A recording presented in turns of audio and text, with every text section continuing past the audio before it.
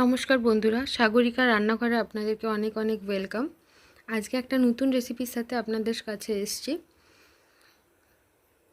Instant dosa করব আর সাথে সাম্বার। প্রথমে আমরা সাম্বারটা করব। দেখুন, আমি একটা প্রেশার কুকার নিয়েছি, তার মধ্যে কতগুলো সবজি আর অরহর ডাল দিয়ে দিয়েছি। সবজিগুলোর মধ্যে আমি কি নিয়েছি আপনাদেরকে বলে দিই। কুমড়ো নিয়েছি, সজনে ডাঁটা নিয়েছি, বেগুন নিয়েছি, ভেন্ডি নিয়েছি আর আপনার টমেটো দিয়েছি। ওর মধ্যে আমি অরহর ডালটা কিছুক্ষণ আগে ধুয়ে রেখেছিলাম, অরহর ডালটা দিয়ে ওর মধ্যে আমি অল্প পরিমাণ অরহর ডাল দিয়ে দিয়েছি। এবার 4-5টা সিটি হওয়া পর্যন্ত আমরা এটা করে নেব। একটা কড়াই নিয়ে নিলাম, এর মধ্যে আমি সাদা তেল দিয়ে দিলাম। এবার আমরা এর মধ্যে ফোড়ন দেব। ফোড়নে আমরা কালো সর্ষে দেবো। প্রথমে কালো সর্ষে দিয়ে দিয়েছি। এরপরে আমি পেঁয়াজ কুচি দেবো।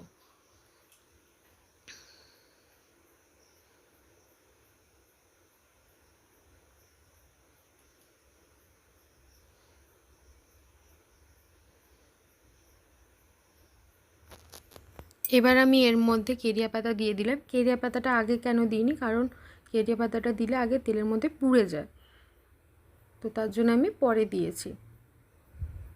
এবার একটু নেড়ে নিলাম।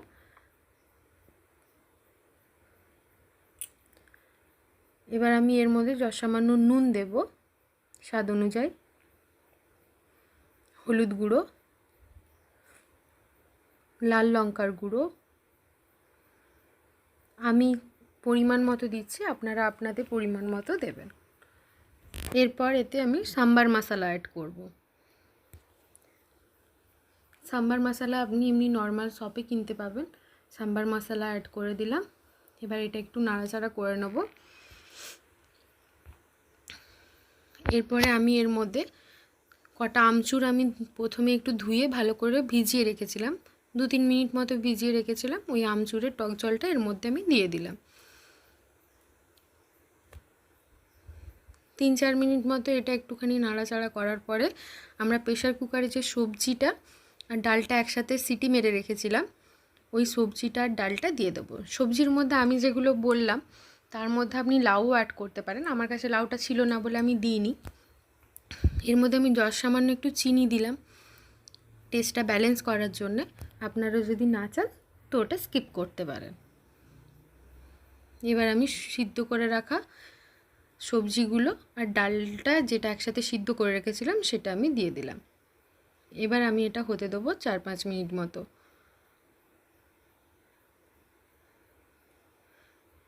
দেখুন, এটার উপরে একটু হালকা তেল ভেসে এসছে, মানে আমাদের সাম্বারটা রেডি হয়ে গেছে।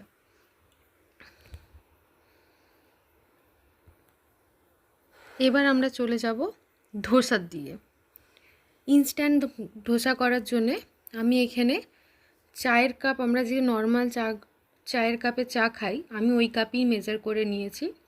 তো আমি 1 কাপ আর 1/2 কাপ মতো চালের গুঁড়ি নিয়েছি। এর মধ্যে 1/2 কাপ মতো সুজি নিয়েছি আর 1/2 কাপ টক দই।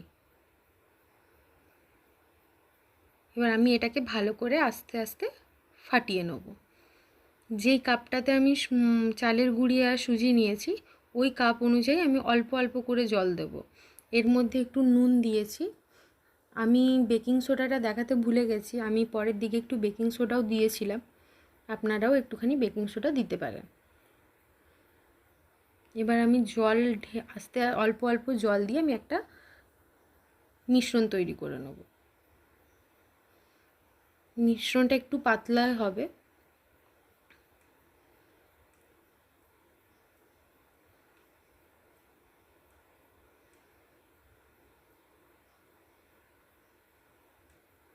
দেখুন, আমি অল্প অল্প জল দিয়ে আস্তে আস্তে করে গুলিয়ে আমি এই মিশ্রণটা রেডি করে নিচ্ছি।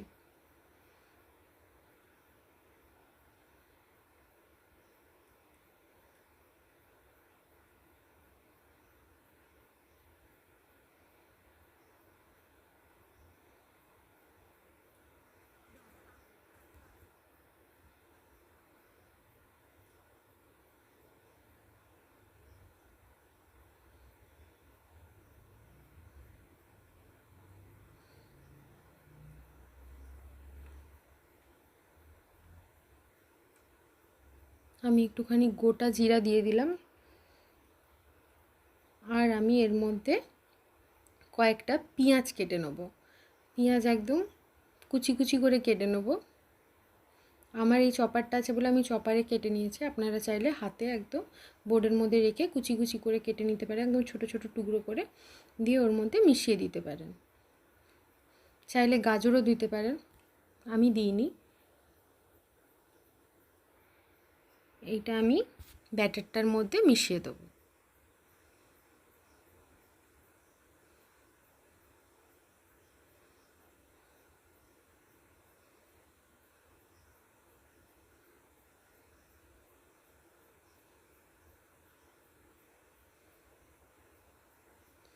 এবার এটা আমি কিছুক্ষণ রেস্টে রেখে দেবো, প্রায় 5 মিনিট মতো এটা আমি রেস্টে রেখে দেবো। 5 মিনিট পরে আমি একটা তাওয়া নিয়ে নেব। দেখুন ব্যাটারটা একদম কনসিস্টেন্সিটা একদম ঠিকঠাক আছে, আপনারা এরকমই ঘনত্বটা করে নেবেন। আমি একটা তাওয়ার মধ্যে অল্প তেল নিয়ে একটা টিস্যু পেপার দিয়ে হালকা মুছে নিলাম। এরপর আমি ব্যাটারটা দিয়ে দিলাম।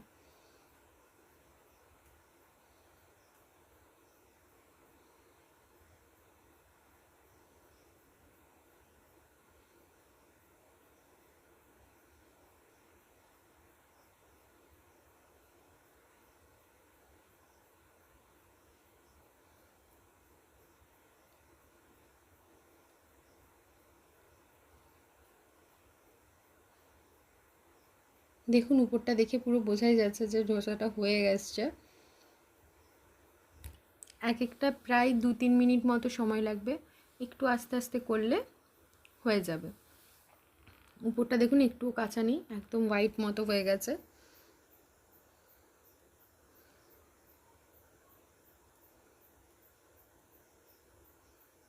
অল্প হালকা তেল দিয়ে আমি আর একটুখানি ভেজে নিচ্ছি।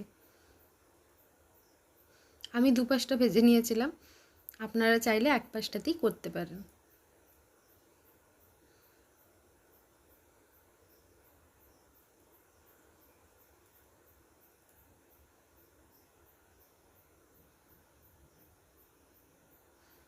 আমি আরেকটা করে দেখাচ্ছি।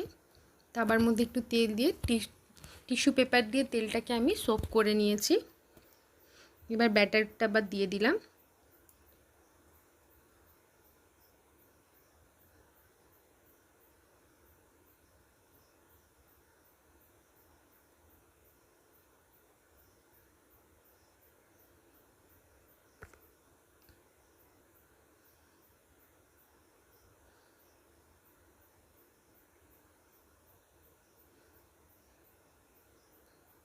অল্প সামান্য তেল দিয়ে একটুখানি আমি ভেজে নেব।